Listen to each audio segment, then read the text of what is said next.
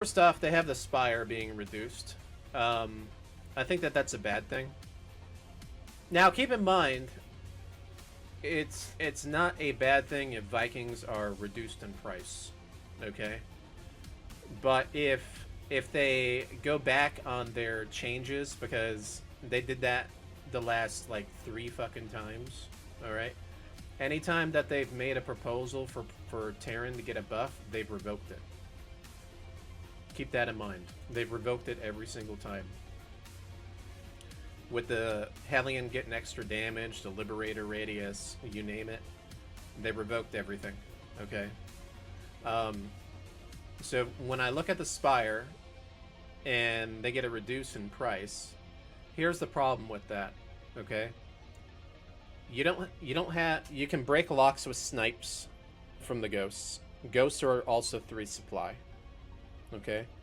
There is no point defense drone. There is no seeker missile. The AoE on the Thor has been nerfed. The Mines AoE has been nerfed. Okay? All of these things have been nerfed. And as you guys saw in the last game we played versus Mass Mutalisk, right? That's because in this matchup, there is no real good counter to Mutalisk anymore like there used to be a long time ago, right? If you look at like Brood War as an example, Protoss would go like Corsairs.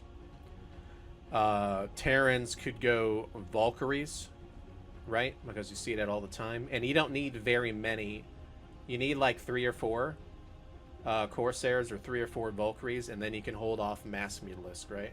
You can't do that with Liberators, as an example. You literally need like 8 Liberators. You need twice as many, because a long time ago, this is like 7 years ago, they nerfed even the Liberator anti-air damage when it used to do extra damage versus light. Okay?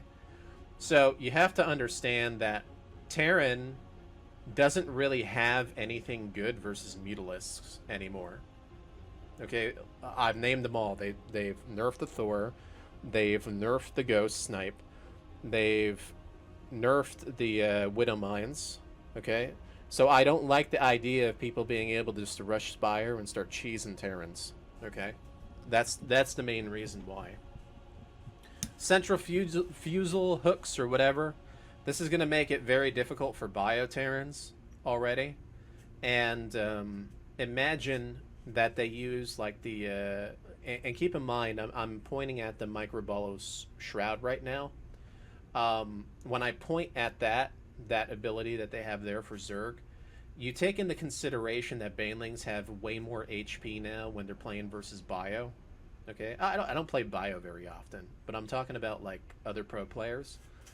When they're playing versus Bio, and they already get this boost, it's going to be big in the mid game. And then on top of that, they have the changes to the Ultralisk where they can stack on top of each other, like push the units out of the way. As you guys saw in the last game that I played, where they just annihilate Thors now, whereas before Thors used to fight them evenly. Now they get annihilated, right? It's already difficult in that regard, but imagine that with this orange cloud on top of them, making it almost near impossible to even deal with the Ultralisks, and then on top of that, these extra Banelings with extra plus damage. And your Ghosts are heavily expensive that can't deal with the Ultras by sniping them, right? They can't deal with the Infestors that are 2 supply, because your EMPs are a little tiny fucking radius now. You can see where this is going when it comes to the late game in TVZ. Terran is going to get fucked, okay? You're going to see Terran go down lower, and Zerg is going to go up. Alright, so that's what's going to happen here. Protoss, if we look at Protoss, right? If you look at the energy change, now here's where they're sneaky about it. They're sneaky because they're trying to trick you. Use your fucking brains, okay? This up here. And pay attention, alright? 100 to 50 energy, okay? So now a unit gets 50 energy. They can still scout you with that hallucinated bullshit all the time still. Keep that in mind. And then on top of that, overcharge cooldown reduced from 60 to 45. So if you take into consideration, that is cutting the energy in half and then cutting the cooldown by a fourth. All right. So that is only about a 33% nerf on those units. Also keep in mind that what they can do with this energy upgrade now is distribute it between other units, so that's easier to fill up the High Templar's energy as they're sitting around at the base. So if this High Templar has 125 energy, why would you give it the overcharge to push it up to 200 when you can give it to a new one so that it can start banking energy faster as well? So keep that in mind. So that's what's going to happen here. So you can see that they're going to start... it is a slight nerf, but in regards to spreading it between units, it's not that bad at all. It's almost like they never changed it. Okay? So it's really not much of a change at all. And this energy thing has been the bane of Terran's existence in TVP because of High Templar. Now, they did change High Templar, so we're going to get to that here in a minute. Now, the Mothership Core getting reduced in HP... The thing's tanky as fuck, so I think that that's good, okay? Because every time I fight it, I'm like, why doesn't this fucking thing die? It just doesn't die, okay? Now, let's go to the Psystorm, but it's not that big of a deal because it's only like 100 HP, right? Well, actually, it is a big deal because it's on both sides, the shield and the HP. But, so that feels good with the Mothership, because I think it's really strong now because it has all these fucking abilities on cooldowns. It's not even on energy. It's on cooldowns. You know what I mean? And it's a lot faster, too. So I found that it's really strong when Protoss get it. And you can't even shut it down, either. They always have the abilities, because you can't EMP it. Alright? So, the Psystorm damage. Now... You see a bunch of videos going around right now where they're saying, well, the Psystorm sucks, man. It's only doing 5 damage. You know? It's only doing 5 damage, guys. Like, my medevacs are out healing it. Okay. So you're testing it on one fucking unit with a medevac sitting outside of the storm. It doesn't make any fucking sense, okay? Think of real scenarios. What are real scenarios? When a big bio... is coming in to fight, or when a bunch of like Zerg units are coming in to fight against the Protoss, and then keep in mind the units that complement the Protoss that are behind it. Let's say there's Colossus and stuff. Okay. Now, when you get into those scenarios where you're fighting and they throw down this Psystorm, it's going to keep chipping away at you, and it lasts 3 times as long. Okay, so it's lasting 3 times longer, but it's doing half the damage. So instead of it doing a damage output of 1, let's just pretend, right? It's doing a damage output of 1.5, so it's actually doing more damage over time. Alright? And what you can now do with Psystorm is zone armies. So, because this thing lasts forever, you're now zoning your armies by casting Psystorm, because it's sitting there forever in the spot, and it either forces like, let's say Terran to run into you. Now, if it's early on in the stage of the game, yes, the Terran could probably just run in, stim real quick, try to gun you down. But if you get to the late game, oh man, Terran's gonna have a fucking hard time. Imagine these Psystorms sitting around like all over the fucking place. Imagine you try to go Vikings and they're getting stacked and damaged constantly, and there's no way to like get around to get like better engagements because the Psystorm just sits there forever. You know what I mean? You're gonna find how strong that's gonna be in the late game. Okay? And a lot of people don't get it. They're like making fun of it. They're saying Protoss is weak. You guys remember last year when I called out, hey, this energy overcharge thing is going to be overpowered. Okay? And then they complained, oh, I lost my shield battery overcharge. And I basically was like, this shit's going to be overpowered. Alright? And lo and behold, it is. At least with the shield battery overcharge, you can't be offensive with it. You can only be defensive. And, on top of it, you could wait around a little bit and bait it. Right? You can bait it. You can't bait a High Templar to get some more energy. Alright? It can go on the offensive. It can be on the defensive. You see what I'm talking about? So it's a big difference in how this mechanic works. So, if you're sitting there giving energy to these Templars, and then you have so many of them, and you have these little tiny fucking EMP radius now with Ghosts, and Ghosts being super expensive. See, here's the problem with how strong the Templar and the Infestor is. If you are going to make the Ghost 3 supply, the Templar and Infestor need to be 3 supply also. Okay? Because it's not fair. It's not fair in regards to balance. Alright? If they want to dummy down the fact that you're not using that many casters as a Terran player, they need to dummy down the fact that you shouldn't be using so many casters as a Zerg and a Protoss also. Because I don't think it's fair at all. Let's put it that way. Ghost should not be 3 supply when these High Templar and these Infestors are running around at 2 supply. Alright? So, when I look at that, I think it's really just fucking stupid. And you're going to find that this patch that everybody is basically saying, oh, Protoss is nerfed. They did the same thing last year. You're going to find just how strong it is when these scenarios start to play out. Okay? You're going to find Terran getting destroyed by the Microball Shroud. And you're going to find Terran getting zoned out by the High Templars. You are going to see both of those happen. Okay? In both of those matchups. And it's going to be game-breaking because Terran doesn't have the abilities to deal with this shit anymore. Okay? But let's go ahead and take a look at some other stuff here. So they want to reveal the Observer in Surveillance mode. Can you imagine a 15 range Observer spotting every fucking cloaked unit in existence? Can you imagine that? Every cloaked unit on the map. Do you know how long 15 range is? It's busted. Okay? The Observer in Surveillance mode giving 13.75 is already busted. Okay? I don't care if it's revealed or not. It's hard to get to it. And you can see all the way out. You could be going with Ghosts or something, and they have it in Surveillance mode, and you can scan and you will never see the Observer because of how far out it is.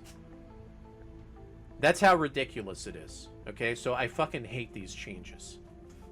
Alright? And the Dark Templar, with it blinking with an attack delay or whatever, I just think it's fucking stupid anyways. Right?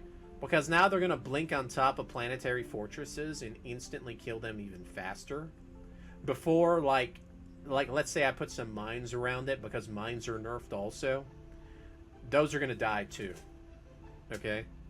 Like, the planetary could probably die faster than the mines could actually attack them. If they go through with that change. So those things are going to be doing damage very quickly. And I think that that's stupid as well. Because they've nerfed the crap out of Turtle Terran, but they've buffed the shit out of Turtle Protoss, right, over the years. So now you're going to see even more bullshit happening with these late game scenarios. Keep in mind, guys, I don't really think much in the mid game or the early game. I think more so in the late game and how scenarios are going to play out. Terran is going to have a hard fucking time, okay, when it gets into later stages of the game because of these changes. Now, keep in mind, alright, I'm going to go over the Terran changes. Now, these are all buffs for Terran, alright? The Siege Tank not being able to move from Abduct. Now, you need this because if the Viper abducts tanks and then that Microball Shroud comes up, you're dead. Every fucking game. Okay? So, they needed to put that in, or it would be really fucking bad. But it's already going to be bad, even without the Abduct. Okay? So keep that in mind for the TVZ matchup. Like I said, I'm already playing out all the scenarios in my head, guys. Okay? Now, Viking costs being reduced, here's the problem I don't like about it. Alright? I'm tired of fucking Viking Wars. I deal with Viking Wars all the time in TVT. I don't want more Viking Wars. What they need to do is give that cost reduction to somewhere else, not on the Viking. Maybe on the Thor, because they made the Ultra cheap, right? And since now Ultras destroy Thors so easy with their fucking buffs, maybe I can have cheaper Thors. That would be nice. You know what I mean? But no, we're gonna apply it to the Viking because we're so fucking set on the meta being Marine Tank Viking bullshit all the time. Because any other unit besides Marine Tank Viking is overpowered. You see where I'm getting at with this? So I think that that's stupid too. You know? So now in TVT, I'm just going to be playing Viking Wars every fucking game. But guess what, guys? They probably will take that away anyways, and then they'll keep all the stuff for Protoss and Zerg. Clip this. They will probably do that. They're going to give Protoss and Zerg all the good stuff, and they'll probably take the Terran stuff away. They'll probably take 2 of the Terran things away. And maybe leave 2 of the things for Terran. Maybe. Hyper speed routers. Who gives a fuck? Nobody gives a fuck about that. That doesn't do shit.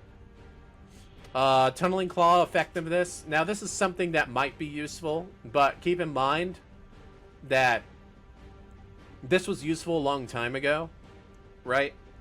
When you could actually burrow very quickly and then, like, do damage to armies when you're fighting armies offensively with mines. But here's the problem. The mine is already nerfed. It does very little splash damage now because the radius is shitty. So even if we got that back and I started trying to use it, it's still a nerf in my eyes because it's not like it was 3 years ago when I was using it. I still think it's not going to really kill much shit. You know, that's the problem. So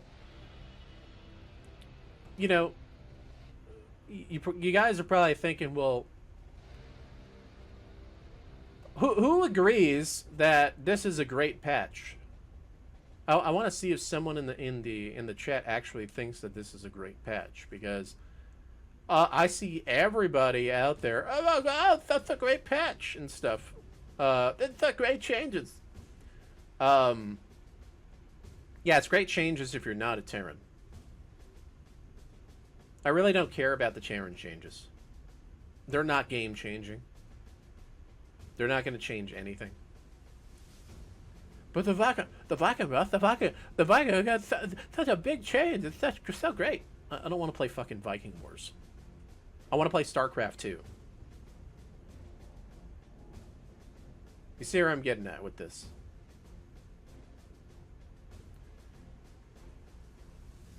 So, they're all saying that this is a nerf to Protoss. It's a buff to Protoss and Zerg. And then the changes for Terran are not even great at all. I'd be happy if they reverted the Ghost back, because I think it's bullshit right now. I want them to revert the Tempest back, and then I don't want them, and then I'll be okay with Vikings being expensive. Revert those 2 back, please. I'm just saying. So, it's pretty shitty, guys. And then on top of that, look, they try to fix some Cyclone bug or whatever. If the Cyclone's bugged, I can tell you right now that the Cyclone is going to suck really fucking bad if it doesn't get its lock-on cooldown. Nobody's going to use it. Nobody is going to use it because it's not the 20-40 damage Cyclone. It's the 30 damage flat damage Cyclone. No one's going to fucking use it. I can promise you that. I promise you. When that goes through, bug fix, or whatever, no one's going to use a Cyclone anymore.